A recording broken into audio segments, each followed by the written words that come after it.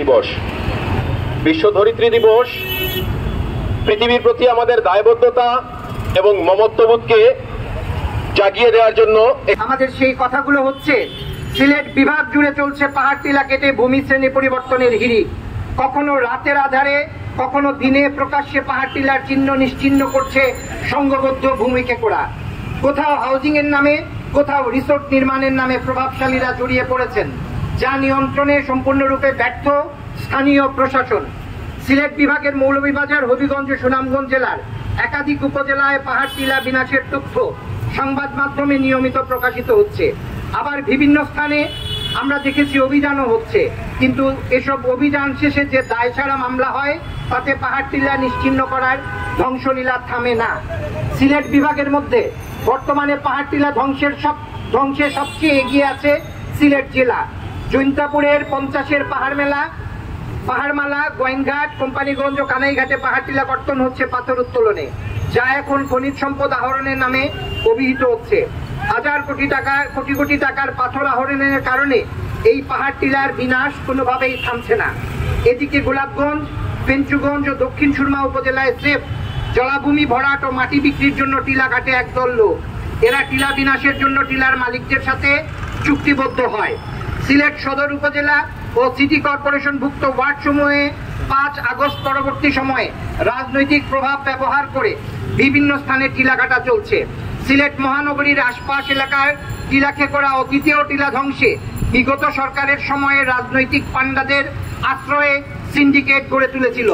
সরকার পরিবর্তনেও এদের প্রভাব ও স্বভাবের কোনো পরিবর্তন ঘটেনি। এই সিন্ডিকেট টিলা নিশ্চিহ্ন করার কাজ সহজ করে দেয়। এদের পরিবেশ বিধ্বংসী সূক্ষ্ম বুদ্ধির কারণে পরিবেশ অধিদপ্তর নামের সরকারি প্রতিষ্ঠান আসলে ঢাল তলোয়ারবিহীন নিধিরাম সর্দার। এক্ষেত্রে জেলা প্রশাসন কঠোর পদক্ষেপ গ্রহণ করতে পারত, কিন্তু আমরা বিস্ময়ের সাথে লক্ষ্য করেছি সিলেটের পাহাড় টিলা রক্ষায় জেলা প্রশাসনের ভূমিকা সাক্ষী গোপালের মতো। জেলা প্রশাসনকে সিলেটের পাহাড় টিলা ধ্বংসের দায়ভার গ্রহণ করতে হবে। এক্ষেত্রে উল্লেখযোগ্য যে 2004 সালের 15 জুলাই এক রিটের প্রাথমিক শুনানি শেষে বিচারপতি মুস্তাফা জামান ইসলাম ও বিচারপতি SM মাসুদ হুসাইন দোলনের সমন্বয়ে গঠিত হাইকোর্ট বেঞ্চ সিলেটের পাহাড় টিলা কাটা রোধে জেলার পাহাড় টিলা এলাকায় সার্বক্ষণিক তদারকির নির্দেশ দিয়েছিলেন। সিলেটের জেলা প্রশাসক, সিটি কর্পোরেশনের মেয়র,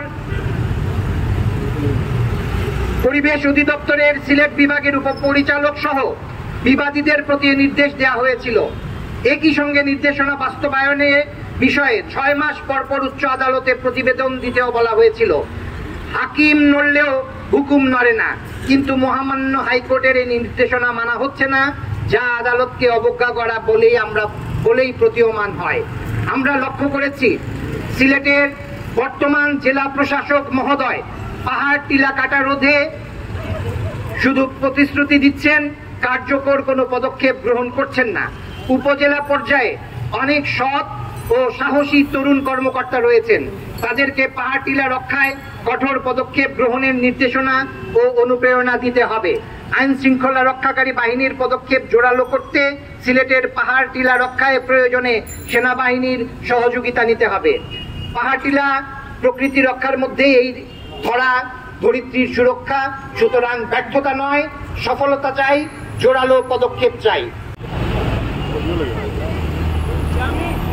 সিলেটবাসীকে অনুরোধ জানাবো, আসুন আমরা যারা দেশের জন্য, আমরা যারা পরিবেশের জন্য, আমরা যারা ধরিত্রীকে বাঁচানোর জন্য বিগত আন্দোলন করেছি, আমরা আগামীতেও থাকবো। আপনারা আপনাদের রাজনৈতিক হস্তক্ষেপ এগুলো দিয়ে বিগত 15 বছর যে ধোঁয়া তুলেছিলেন জেলা প্রশাসন এবং প্রশাসন, আপনারা আসলে এর পিছনে আপনারাই এবং আপনাদের অফিস সম্পূর্ণরূপে দায়ী। আমি আবারও তাদের প্রতি ধিক্কার জানিয়ে, নিন্দা জানিয়ে অবিলম্বে এই পাহাড় কাটা এবং বালু উত্তোলন বন্ধ করার রূপ জানিয়ে আমার বক্তব্য আন্দোলন করছে। বাংলাদেশের উপদেষ্টাদের যদি এই অবস্থা হয়। আমরা গতকালকে সিলেটের জেলা প্রশাসনের কাছে গিয়েছিলাম। উনি একটা ঘটনার কথা বললেন, ওখানে উনার লোক পাঠিয়েছিলেন, ওখানে নাকি লোকে ঢিল মারে। আমি বলছি না, আমাদেরকে সাথে নিয়ে যান, ঢিল কেউ মারবে না। তো আমাদের এই জেলা প্রশাসক মহোদয় যদি বলেন ওনাকে ঢিল মারে, তাইলে আমরা কোথায় যাব? আমার মনে হয়, আমি বলতে চাই আমাদের মাননীয় জেলা প্রশাসককে, আপনি যদি এটা নিয়ন্ত্রণ করতে না পারেন তবে আপনি এখান থেকে চলে যান, নাহলে আপনি কঠোর হস্তে দমন করেন। এখানে উচ্চতর আদালতের নির্দেশ আছে, যদি আপনি তা পালন করতে ব্যর্থ হন তাহলে আমরা আপনার বিরুদ্ধে আদালত অবমাননার ব্যবস্থা নেওয়ার চেষ্টা করব। করতে চাইলেও জেলা প্রশাসনের গাফিলতির কারণে তো আমাদের প্রশাসন থেকে যে বিধ্বংসী কার্যক্রমগুলো ঘটে থাকে, আমাদের পাহাড় টিলা প্রতিনিয়তই হচ্ছে ক্ষতির সম্মুখীন হচ্ছে, কিন্তু এখন পর্যন্ত প্রশাসন থেকে কোনো ধরনের কার্যকরী পদক্ষেপ গ্রহণ করা হচ্ছে না।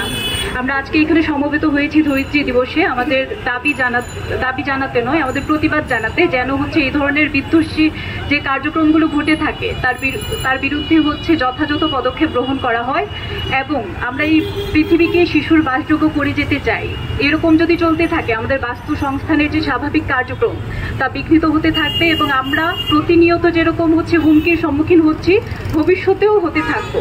তাই আমরা আজকে প্রতিবাদ জানাচ্ছি, এই ধরনের কার্যক্রম যেন খুব তাড়াতাড়ি হচ্ছে বন্ধ করা হয়। এবং